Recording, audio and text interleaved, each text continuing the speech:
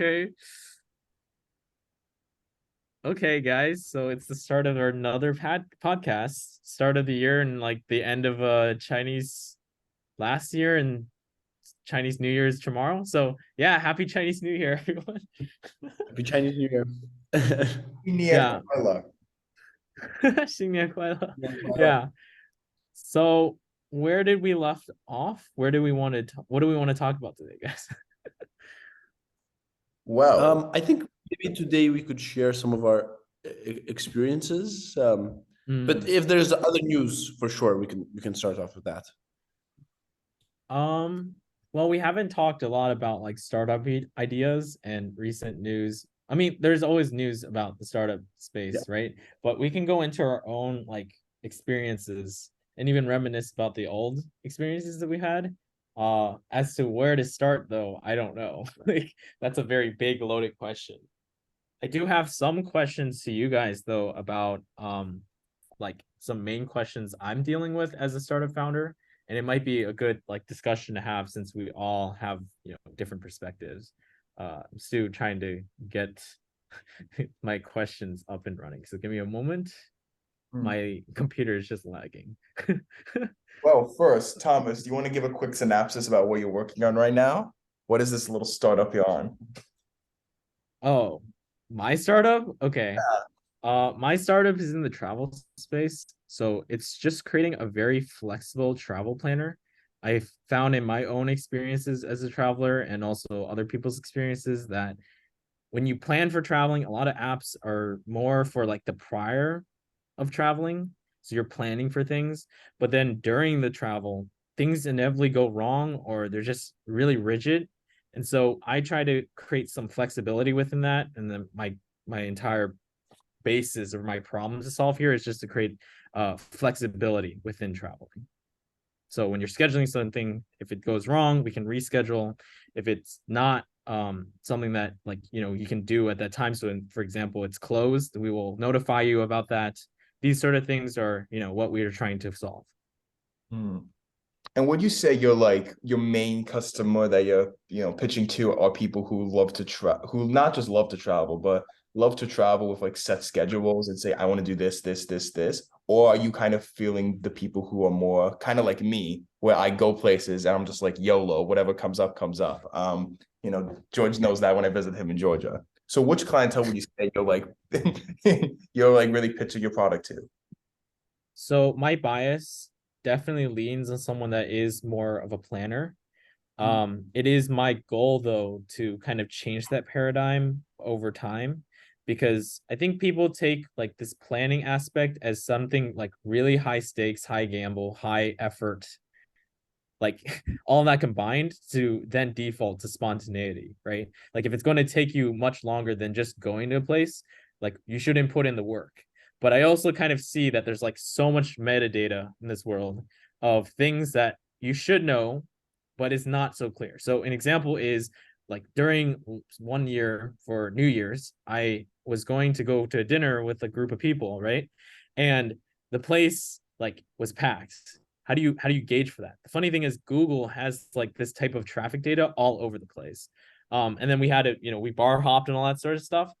That might not be seen as a travel because it's only one day, but to me, like as an aggregate, especially in hindsight, it is traveling. It is still going from one place to another place to another place. If there's more than two places, to me it's already a schedule. So it's just a matter of like, okay, at this time, at this moment, if you have like, oh, I want to go bar hopping, maybe that's a generic thing, right?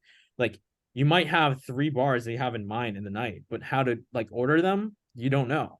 That data still exists to actually guarantee, maybe you should go in this order and this would be the best order, right? Hmm. Yeah. So Interesting that's what I'm concept. trying to solve. Like there's so grand of a vision in terms of like it can be big, but it can also be small. But obviously, if you start small, you can go big, right? Because it's like, okay, bar hopping this day, but then we're going to go to the Louvre tomorrow. Like, what happens if it's raining? Okay, what do we do then, right? Are we going to just like throw the entire trip away and we're going to be like, no Louvre for us? No, you're obviously going to reschedule it because you're going to go Paris and you're going to be like, I'm going to go there. Like, there's no, like, you don't go to Louvre, you didn't really experience Paris, right? Like, right? So it's really figuring out when to do things. Interesting. I think that's super. Well, first of all, good timing. 2023, like travel is bad, Yeah, so yeah, that's good another time to launch. thing. And Yeah, actually, that's an argument for like why you should start in bad times, because after bad times come good times. So if you were yeah. scared by, like COVID times, you wouldn't have started this and you wouldn't have landed in a good timing. And Yeah. yeah, this makes sense. Kind of, I'm potentially one of those target customers who Mm, likes to plan, but things do change quickly. yeah. So I guess that we can branch on to George and what is about your venture? Like, what is it all about? What are you struggling with? Or maybe what's the problem that you hope to solve? Sure. So I think it's more of a what I'm doing is more of a 0 to 1 than trying to expand on existing technology. We're creating the first P2P payments platform in the Middle East, in the Gulf region specifically. We're starting off with Kuwait. That's where I'm based right now. And it's essentially like a Venmo or Cash App, which still doesn't exist in Kuwait. And you would think that's a pretty simple concept when you realize the infrastructure has been pre-built in the US to execute on this. It requires a lot of work. You need to create open banking first, then you need to build on top of that, and then you create a P2P wallet. So yeah, that's what I'm working on. It's a shame that this region still doesn't have this technology. It's going to launch in May. And yeah, this is my first endeavor where I'm kind of just copying off of something that fully exists, and we have the guidebook, but nevertheless, things are different in this region. So you do have to like sometimes just create new stuff. You definitely need to work with the local regulator, because regulation is totally different from the United States. Briefly, that's what I'm doing. Hmm, very cool. I guess we can side shift to Arrow as well. Like Yeah. maybe, like what is your company about? Like what do you do? We're doing the whole rundown. Okay. What do I do? That's a great question. Uh, so I'm a software engineer at a startup called Elise AI. And startup is that word's always been used like kind of loosely, but we have I think it's like 120 employees at this point, based in New York City. And the TLDR of what we do is we are essentially we sell software to solve the multifamily crisis. And what I mean by that is these days you have these real estate agents who, they have emails coming in for like apartment viewings. They have these submissions from like websites such as like Zillow or whatever, Street Easy, Rent.com. And the issue that a lot of these leasing agents and these management companies are facing is you have all this traffic coming in, but there's not really any software to support that. So what we do is we initially actually just created a chatbot. It's a little bit taboo for me to even call it a chatbot, but it was a chatbot that essentially just answered all these like really generic questions about the properties and made it so that the leasing agent doesn't really have to, run around everywhere.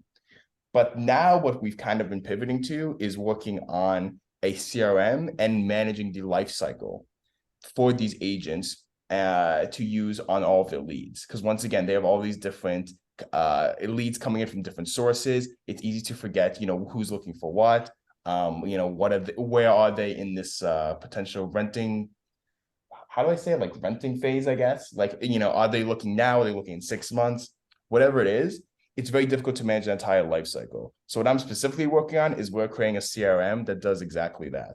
So we have all this information coming in. How do we display it? How do we show the analytics behind it? How do we show handoffs in terms of like if the chatbot can't actually answer a question, we have to obviously now redirect that message back to the agent. So we're really just managing the entire life cycle. And it's just such a big problem in multifamily because software as a whole has never really been used that much in real estate.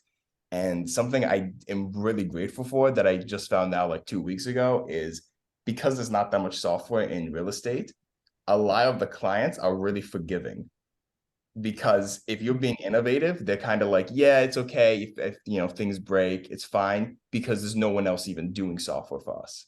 Everyone else is like a dinosaur, 20, 30 years. They were founded and they're just using the same old stuff. So now when we come in and we're doing a lot of like really innovative stuff, they are okay with things breaking because they appreciate the fact that we're trying to do something that others haven't. That was a kind of long answer, but I That took you a lot customer of base sounds really great. Like I'm not gonna lie, I'm like really jealous, man. Like I would definitely hope to have a customer base that's as forgiving as that. I don't know yet if they will be because I assume it would be more like of a just a like not a B2B but like a C2C, right? Like B2C, not a C2C. Okay, so like it might be a little bit harder to like have maybe rather than a business like a specific person be like, oh yes, this is so good. But either way, maybe my question to you guys is like, in your journey so far, how has it been? Like, how has your experience been with approaching customers, and is it hard or not to like find your target audience so far? I think I can start off with the previous experience I've had, building a delivery service in Eastern Europe. So I think the target customer, it's not hard when you actually found the right target customer, and when you don't find the right target customer, it's a very long and tedious process. Like I feel like, and that has to do also with you starting a business that solves your own problem, or a problem of somebody that you know. Usually in that case, it's a lot easier to find the right target audience. Otherwise, it's always challenging. And when it's challenging, usually it's not the right approach. Usually you have to go down to the very simple questions of what do the people want and how to serve them in the easiest way possible. That's kind of an approach that I follow. I think, yeah, it's a little bit different. Like, first of all, I have to preface this by saying like I don't actually like reach out to customers because I work at a little bit more of a mature, I guess, startup. So we don't do Right. that. But for us, from what I've heard, is the way we started was just always just make these like personal connections with a few of the big players. So I think it's like radically different than George, like your experience, because for us, it was instead of just trying to appeal to a lot of different people, we tried to appeal to a few people really hard and like really cater to them because once they sign on, it's not like it's like a deal for like just like using the app. It's if you want to use our services, you're gonna have to pay a lot of money for it. So it was definitely very different, and I'm actually still curious. I know like some details, but I really want to like keep asking my company and asking like what it was like in those early days, because they started at not just like a few of the players, they started at a few of the top guys, like the biggest these biggest REITs that have, I don't even know, tens of thousands of units, and they started there, and now we're working our way down. But it's definitely, it really just depends, like what your services are and then who you're targeting, because you can go for the broader audience, or you can just go for a few of the top players, and then soon after, all the smaller guys will follow. But unfortunately, I wasn't there for it at the beginning. Like I said, I joined a little bit later, but yeah, it really just depends on the services and the product you're offering. So my strategy would be to go to TripAdvisor or like a big company like Expedia to then partner up with to then validate and try to get customers that way. And then maybe for George, it would be to like partner with like a Visa or a MasterCard or something like that's like a huge bank in order to say, hey, here's the validity of our claims. And so every other smaller player should join. I don't know if that's the strategy. I know for me, there has been some signals that don't seem to be that way, but maybe it's because, again, it's more consumer oriented, right? Like start more grassroots than go to the big player. Because from what I understand, trying to get like, I'm not going to say it's bad. It's just it might be harder to get like in contact with somebody that works at like Expedia that would care, right? Like that might be hard. Yeah. Yeah. Also depends if you're starting off like fresh out of college, maybe even in college, or if you're like doing something with a lot of industry experience. Yeah. Right. I was gonna Because say you that. have the network Yeah, after, yeah, right? Exactly. Yeah.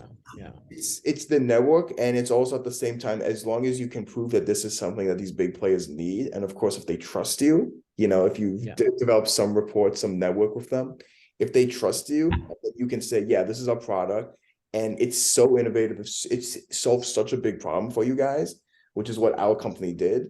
Originally, it's just that can just catapult you into just these big customers, or to like really these big customers. And then from there, you're now just kind of working down again the smaller players. But it's a more, I would say, unique strategy, because most people, I mean, we have this from our experience of just like working on Vibes and Coop side, where we started at like the bottom with just like the small guys, and then you typically work your way up to the bigger players, because you have to build that trust with your, just the product itself, and also kind of understand what works, what doesn't work. But in some cases, if it's really innovative and you have the network behind it, you could just immediately start off by targeting the big guys and then working your way down. But it's a little bit more of a rare case. But that's what we did at our company. Yeah, these are interesting strategies. I guess we can go on to the next topic though, and one of you guys can like answer this. Like I brought up this whole question of customer acquisition, like how that would work. Do you guys have any other like issues that you're facing in your own startup experiences that you like want to discuss or have any ideas towards? I think it's capital is definitely one of the biggest ones. Like, where do you find the money for your startup? And here, I want to focus in on, it's not only venture capital. There's actually a lot of routes. I think people are starting to talk about that more, like as if they kind of almost never knew there was another route, but there are. And I think people are getting discouraged right now. But maybe you guys could share some insights in terms of how do you get started, even in a tough environment, or maybe not even in a tough environment, when you just don't have capital. Because there are definitely majority of the people starting startups, no matter if they're doing it in a downturn, when the best economic year you could imagine, most of them do not have access to much capital. Yeah, that's very true. I think that a lot of people overthink this problem. Errol, you can pitch in, and I'll also give you like whatever. So I think people overcomplicate this problem, and what I mean by that is that people like think the product, the end goal is like that's what you need to do. There is some truth to that. You need to like solve this problem, and you need a good solution to back that up. But in some ways, MVPs shouldn't be by definition like stupidly expensive to then try to at least convert people. I think there is a trough, not saying that there isn't, between like once you even get product market fit and whether that generates the proper amount of cash flow to then like leverage for any sort of capital. It might be VC, it might be angel investment, it might be friends and family round, like it could be any of this, right? But the reality is, if the up costs so much, depending on what it is, I'm not saying this is everything, right? But depending on what it is, it should not be like as high as the highest it can be, right? If I'm to build an app, for example, I can technically go and hire a developer, and that might be like $100,000, right? Like just for salary off the bat. But I could also like think about, in a very crappy way, what is the no code solution? I know that's not ideal, like by any means. I would never really say, okay, this is the final product, right? But you have to see, like, will that convert people enough to even like sign up? And if they sign up, then that means maybe there's a validation that there's some willingness for you to bet on that, right? So if you're betting on it and you think this is a good idea that you would back, because you yourself see the traction with your own eyes, then you can say, okay, I can like throw some money myself, or maybe I can like show other people this tangible difference, and then that will help. So basically, product-led growth to me is like the end all be all. That's to me what makes hopefully revenue, and then what revenue or traffic generates is more capital, or more like reason to get capital. But yeah, I'm very early though. I can't say that this is like my whole opinion until like finish the entire route, but that has been the route so far. That's definitely a different take than what I was gonna say. I was gonna do the very classic, like just learn everything yourself. In your case, like you just mentioned like hire a developer. My rebuttal to that would just be learn how to develop yourself. But that's like, I mean, all of that has always been said, cycled over and over again when you start a company. Just, figure it all out on yourself, because especially in today's age, I mean, I could even argue that my entire software and programming experience really came from just using the internet, playing around with projects, watching YouTube videos. That's how I learned everything. Like I would really say that NYU didn't teach me that much in terms of computer science. Shout out to a few of Shots the, fired. but yeah, like seriously, like because it was more like theory, it wasn't very practical. But if you want to actually get like the more Yeah. practical experience, I'm talking about software engineering at this point, you can just learn it all online. And that's what I feel like for starting a business in today's age. I feel like I actually don't really know, but I feel like everybody who wants to start a new business has to learn some code. They have to know how to code a little bit these days in some degree. I don't really know. I don't know if that's like for everything, but I feel like definitely in today's age with just so much technology, it's becoming so much more important. So I'm just, learn everything online, learn it yourself. And you really don't need capital for that. A lot of it's free. So Yeah. And I would just say that before you get any venture capital, if your idea doesn't work, if your idea is shit, it doesn't really matter if the cycle is good or not. It's just a bad idea. And the same goes for good ideas. No matter the cycle, they're just going to work. And then what happens, I think, in recessions, that there's those outliers of bad ideas that are packaged really nicely that then fail at much later stages. And sorry, that's in good times. In recessions, those companies usually do fail, but in large, it's still the same truth holds, that if it's a bad idea, you can test it out early and see that's a bad idea. And if it's a good one, you always have the data to, receive capital from wherever. It could also be something like a loan. It could also be some convertible notes or just regular classic kind of debt. That's always been a route, and it still is, to be honest. yeah. The rates are a lot higher. I wouldn't really recommend going that route, Yeah. but it's always an option. I think it comes down to how much risk you're going to take, like go the lawyer way, right? Like even I consulted a lawyer once and he was a great lawyer, but he was like, okay, before you even like create a product, like even a beta product that's never going to like see the light of day for like a lot of customers, start a company first. And like, but I don't want to do filing yet. Like I just want to create a project and see like the traction. He's fully conservative on this. I think that I don't know, maybe it's just me being where I am right now. I'm not going to say that like VCs are bad, but there is definitely a correction that is, kind of happening in the market where there need to be more stringent, more like tangible outcomes that people are shooting for. There are plenty of startups that have gone through VC investment that don't pan out.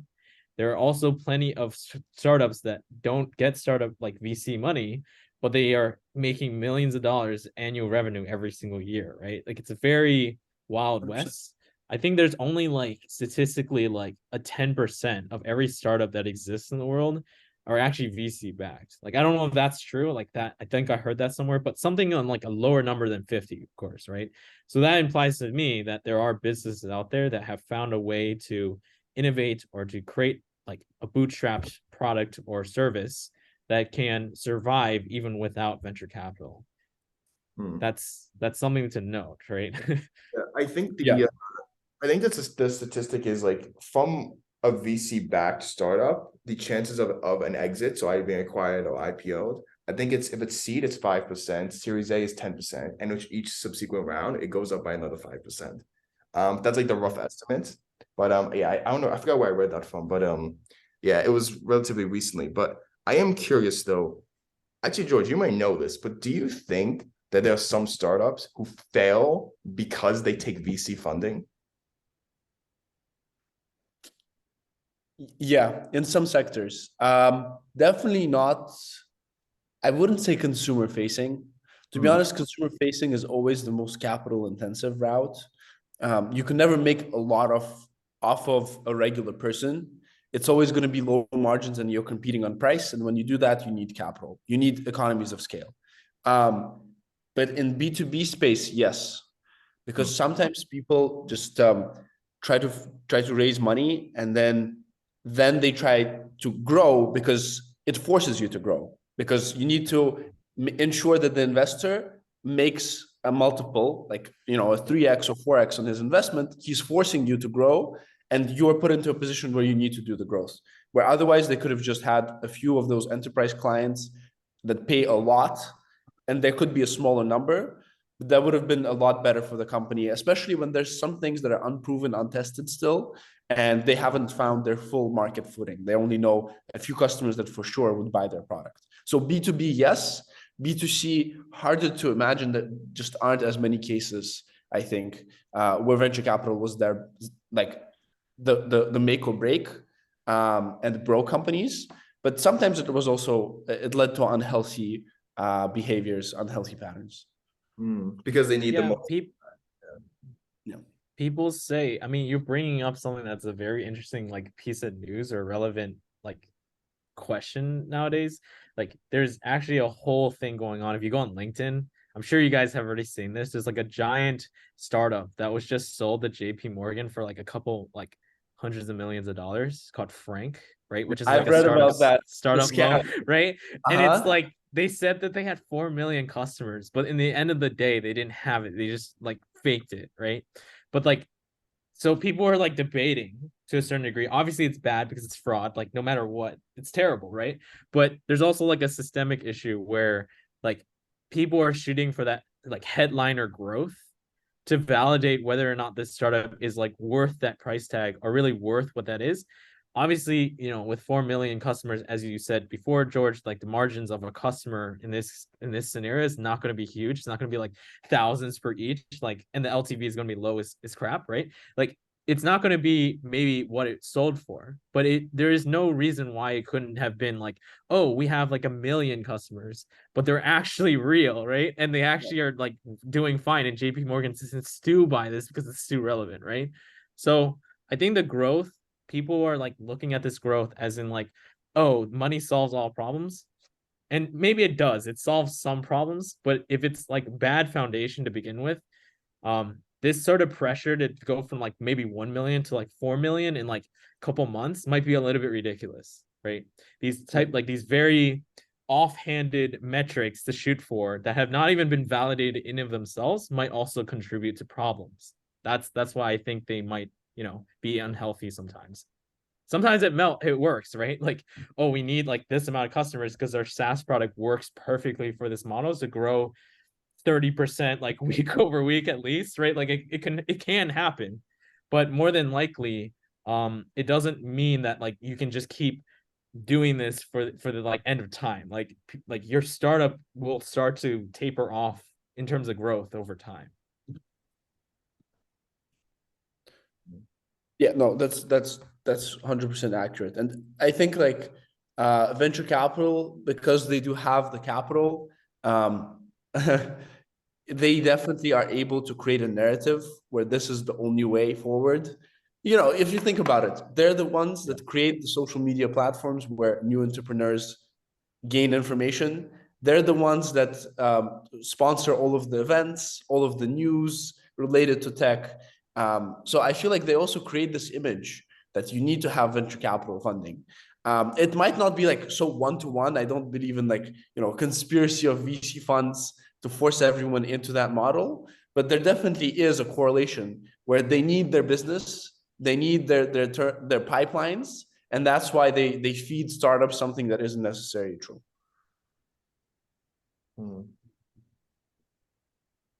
Yeah, it's really sad when you like I'm thinking about the one episode of like Silicon Valley, if you guys know what I'm talking about, where like the one guy was you know, he got like some insane VC offer and he accepted it, but because it was just so the expectations were so high, the company eventually failed. And of course it's a story, but you know, and then Piper decides to raise it at a lower valuation. yeah. Right. Yes. Yep. Like I've just been thinking about how many companies have failed just because they don't really understand how VCs or the expectations function. And the company just takes a shitter just because getting VC funding and having a $100 million valuation is the new cool thing to do. Because I think that's like generally a consensus is like, yeah, you don't need customers, you don't need to be making money. But the cool thing is to have a valuation of $100 million or 200 million or be a unicorn. And it's just really sad to think about the companies that failed because they were just, or the owners were just obsessed with just getting that name tag, I guess. I think starting this year, the types of founders that are going to be pumping out, maybe us included, are going to be entirely different than the last decades of types of founders. Like the reality is, right? like most of the previous decades, giant, like even successes, Uber, Lyft, Airbnb, like you name it, right? Peloton, right? Like all these even went to IPO or they sold out or whatever, right? And the joke is most of the revenue, if you look at their, because it's public information now, most of their revenue is flat to negative return. It's not like they were making money to begin with. They were always losing money. And yet that was the success because the valuation is always so high. So I don't know if this is going to change, but I would project that like I consider myself not an expansionary founder. I consider myself a recession founder where like it's hard times. It's always going to be hard times. And the only thing that really matters is traction with revenue. Like the most standard basic, like doesn't take a genius to realize financially these guys have to generate some cash flow positive revenue is the only way to survive because VCs VCs will always have money, right? But whether or not they're going to give you that money is also a problem. In recessions, they're still sitting on the same amount of money, probably even more money than they had in last decade. But they're not going to give it to as many like startups now because no one wants to give to high risk, high reward sort of stakes when the economy is crap, right? You don't want negative return as a VC investor. So understanding their process, understanding their problems, which as a founder, you have to understand people's problems, right? Like if you don't understand that like people don't want to just do risk because they don't want risk, then we should respect that and try to like pave our ways forward to a place where we will survive, right? So it has to be ourselves. We have to raise our own capital in a way that's sustainable.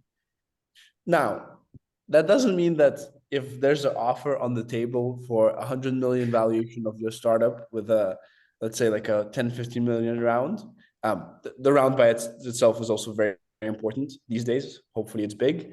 That in that case, you wouldn't take that valuation and that round. But instead of just taking it in order to go back and raise in 18 months before you've actually were able to have enough time to hit key milestones, 18 months is a very tight time frame, to be honest, extremely tight time frame. You usually can't do much in those 18 months, and the KPIs that you set for the next round are even harder to hit. That's where the fraud comes. Yeah. So I think these days what you should do is you should accept this high valuation, sure, and this large round itself.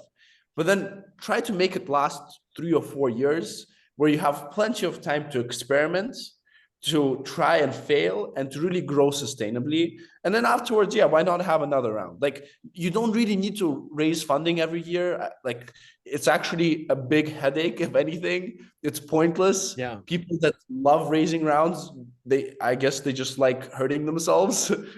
I don't really understand that. So for example, with us, we've just closed a round. And the first thing I'm doing as the co-founder CFO, I'm cutting down costs. Like I'm looking to cut down around 10% of our workforce. I'm looking, do we really need to have like a second front-end Android developer once the platform has been built? Can this guy be part-time at least? And if we see that there's a need for him, expand him to a full-time position. So this is something that I think founders should start doing a lot more, is if they do raise capital, start cutting costs in order to extend the runway. Oh, Yeah. that's the first I've ever heard of that. You raise a round and your first priority isn't to spend the money, but to now, okay, how can we decrease costs? You're just looking at how many, you don't look at the money, as dollars. You look at it like how many months you have left. Like I think there's this movie where like people were where people were like spending time and they were earning time. This is exactly the way that you should look at that movie. No, Yeah, you know that movie, right? Yes, I forgot the name, but I remember that movie. Yes. Yeah, I remember that movie. Yeah. I think the thing is though, right, for most founders, especially me included, is kind of like how do you show outward projection aside from just product-led growth, like to give a VC, if you were to go for funding, that confidence? Because most, like if I understood this, like most of your maybe funding numbers might be, oh, we need to hire more developers, we need to expand, we need to do more marketing, we need to do these things. So like what do you justify as expenses that you need to incur to get that growth to the investor then, if you're going to say that we're going to cut down on these developers, for example? I think nowadays you don't want to come into a VC pitch or any meeting for that matter and be like, oh, we have 20 developers, whatever large number of developers you can say. So saying that you have a large team is definitely a disadvantage at this point. Saying that is like just committing suicide almost. So I think the head count is a big one. And Thomas, like this is a small insight. I feel like you have learned this and you're optimizing this in your startup versus our first startup together, Coopside, there were 15 people without a single customer. That's something you don't want to do. That's something I've learned, and I'm pretty sure you guys learned this as well. So I think this is an important lesson. This is where you start cutting costs. Ideally, you never out hire, but if you did, you try to minimize that and you try to move people to part-time if you need to. You just can't afford a big headcount these days.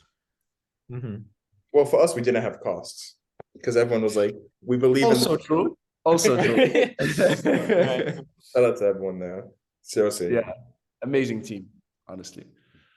But like if like let's say we had a razor, like walk in a room, Arrow's like trillionaire right now, right? And we're like, we need money, bro. Like how do we justify even getting around though? Because if we're going to not have headcount, right? Do we say, oh, we need this for marketing, or we're releasing new products with like our current team right now, and we need to just like, because that's not based off speed, right? That's just, you're going to develop it however long you can develop it. So I'm just trying to understand, like, what do VCs see as like main money hogging parts of the startup right now? Oh, I think you froze. Yep. Yeah. The question shocked him so much. He's like, I don't sounds about right. Yeah. It's still like the question eludes us, right? Yeah. I would imagine for software companies, it's always just the developers, the workforce, because developers, it depends on what you do, but it's just simply there's a lot of niches in there, and to hire the best people for those roles, for those niches, you do have to spend a lot of money. Especially if you want to be competitive to these other bigger players like Google, Microsoft, and such. It's like you really, if you want to steal that talent away, you have to be spending a lot of money. And I feel like that's always just been a big problem, just like hiring good developers for software companies. Yeah, I don't know, man. It could be like showing headcount. I mean, maybe headcount, you don't want a large headcount. I agree with that. Maybe it's just like, oh, well, we need the highest quality talent. So it's like we only are getting one developer, but we're getting the best one. Yeah. But maybe it also is just like expanding to a lot more marketing, right? Like we can only get so much traction being natural, but if we like blow, I don't know, like $100,000 on like Google ads, like then we can get this amount of customers. I don't know. Is that like maybe like the justification here? What's up, George? I kind of missed out a part of this. Hey guys, technical issues as always. I was about to say the first part of the question I did here. I was about to say that I think the only justification is something related to direct R&D, like getting the product built. That's something where right now you can justify expenses to an early stage investor. I think later stages, yeah, for sure. If your product works, why not put some marketing into it? Makes sense. And if you can prove that it is, it has a healthy margin, for sure, raise money for marketing. But I think initially it's just R&D, building the product. If you have software, if you have something online, that might include some engineers, only the crucial ones. Anything else that helps you build the product. Okay. Interesting. That's good to know. I'll use that in the back of my brain if I ever need to raise a round. Yeah. No, I mean, honestly, like for us, we're always gonna have. Well, I feel like we're always gonna have startups. We're always gonna need to like find money, raise rounds. It's I don't know about you guys, but like I just enjoy the environment so much, and I just enjoy the chaos as a whole. I like chaos; it's fun. But I'm impartial to chaos, but okay, carry on. No. Well, here's the thing. I was talking about this with a friend of mine recently too, but you can enjoy the chaos, but it doesn't mean that you want to leave it as chaotic. I like the struggle of trying to turn some noise into like a symphony.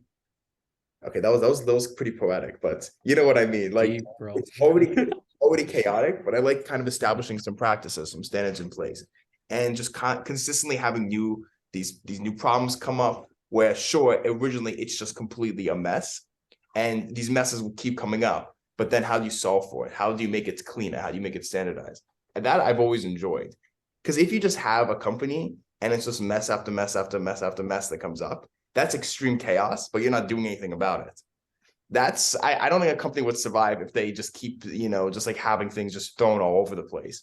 You have to make at least like some music from the noise. And I think we're all kind of like that too. We enjoy the chaos, but we also like to, make things as best as they can be, whether it's like a product or service. Well put. I think that's exactly right. At least in terms of me, I think that is the goal because, well, first of all, it's just not interesting to work with something that already produces music. Fine tuning is not as fun as getting the initial rhythm in. If we follow that analogy, so that's one thing. And secondly, it doesn't also generate much value. It's like, if you're just fine tuning, there's not much value add that you can bring yourself. Yeah, it's not too fulfilling, and it's a little sad though how the people that make the most money are people who usually are fine tuning. It's the people that want like in software, especially. Yeah, if you just want to fine tune, go to like Google, Microsoft. You make the most money there as opposed to like any startup. But at the same time, you're not creating a new instrument. You're not doing anything radically innovative, regardless of what any Google marketing campaign says. The fact is there are standards and bureaucracy in place there, and I have friends who work there as well, and it's like that's just the reality. They may seem innovative, but compared to a startup, they're absolutely not. You're just fine tuning there. Yeah. I think it depends on the startup, but yes. Oh yeah, all this like really big players. Yeah, but I do know. I was talking with one guy who was an early developer at Airbnb, and then he was telling me how it was just so chaotic in the early days. It was just such a shit show.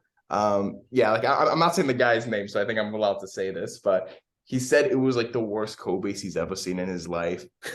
It was just so bad. But over time, as they, eventually had an IPO, they had to like really stop being that chaotic and that innovative just because they had high expectations. And eventually he said like, yeah, it just became so fine-tuned that he didn't feel like they were really doing anything. They were just kind of cleaning things up, not really releasing new products. And that's why he left. And yeah, he had his own startup now, which I'm really curious to know how it's doing. But that's what he said. He said he was there at the beginning. It was chaotic, but just over time, you just have to appeal to your investors. And in their case, they IPO'd. So they couldn't be as radically innovative as maybe they once were. Good thing you didn't join Fang. I remember you were in the job search and potentially looking at the big tech.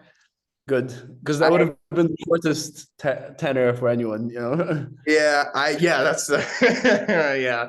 I really shouldn't be laughing, but that would have been very unfortunate. I get hired and I immediately get fired. Like Google, Microsoft, just this week releasing 10,000, and I don't know how much Google said, but it's very rough. But I will say, like looking back, the only big company I really would have been happy to join would have been Twitch. Just because like it's always been like a dream of mine when I was younger, just to always join Twitch as a software engineer. But my dream company to work for, not on a totally separate note, it's just Notion. I love their product. I know. I don't know. I love their product. I'm sorry. But yeah, on that note, I think this is a good place to leave off. I think we can bring back, more startup ideas for the next time. There is interestingly like a whole conversation of how like methodologies have been developed.